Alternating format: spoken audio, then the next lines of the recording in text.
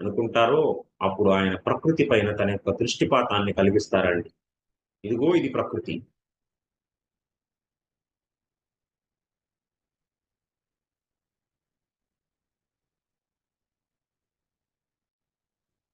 So, మహావిష్ణువు యొక్క ప్రకృతి పైన తన యొక్క దృష్టిపాతాన్ని ఎప్పుడైతే కలిగించారో అప్పుడేమవుతుంది? ప్రకృతిలో క్షోభ కలిగి, ఆ ప్రకృతి నుంచి 23 తత్వాలు ఏర్పడతాయి. ఏంటయ్యా తత్వాలు?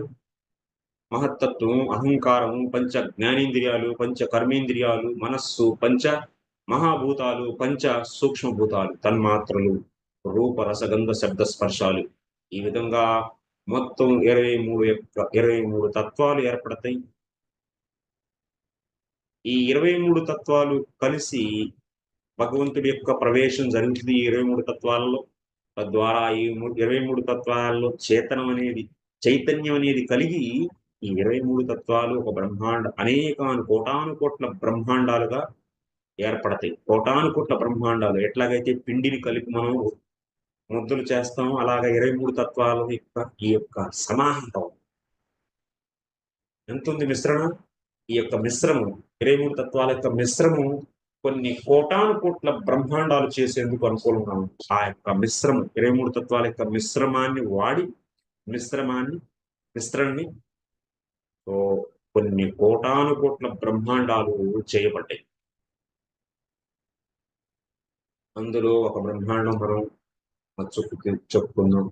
అప్పుడు ఈ యొక్క మహావిష్ణువే ప్రతి బ్రహ్మాండంలోకి గర్భోదక సాయి విష్ణు రూపంలో ప్రవేశించి ఆ యొక్క బ్రహ్మాండాన్ని సగం తన యొక్క స్వేదంతో నింపి ఆ యొక్క స్వేద జలం పైన ఆయన శయనిస్తూ ఉంటారు. ఈ యొక్క బ్రహ్మాండంలో ఉన్నటువంటి 23 తత్వాల యొక్క ముద్ద ఏదైతే ఉందో ఆ ముద్ద తన యొక్క గర్భంలో ఉంచుకొని ఒక 1000 సంవత్సరాలు దాన్ని పాలించటం వల్ల తన యొక్క గర్భంలో దాని నుంచి ఏమొస్తుంది అంటే ఆ గర్భోదక సాయి విష్ణువు ఇక్కడే చూపిస్తున్నాడు. ఆ గర్భోదక సాయి విష్ణువు యొక్క గర్భం నుంచి అంటే నాభి నుంచి ఒక తామర పువ్వు వస్తుంది. దాని యొక్క నాడి ఉంటుంది నాళం.